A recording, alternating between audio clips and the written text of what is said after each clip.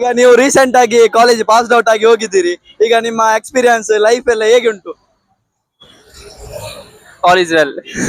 ಒಂದು ಒಳ್ಳೆ ಸಿಂಗರ್ ಅಂತ ನಮ್ಮ ಲಾಸ್ಟ್ ಬ್ಯಾಚ್ ಅಲ್ಲಿ ಎಲ್ಲ ತುಂಬಾ ನಿಮ್ಮ ಫ್ರೇಮ್ ಉಂಟು, ಹಾಗೆ ನೀವೊಂದು ಸಾಂಗ್ ಹೇಳ್ಬೇಕು, ಒಂದು 2 ಲೈನ್ಸ್ ನಮ್ಗೆ.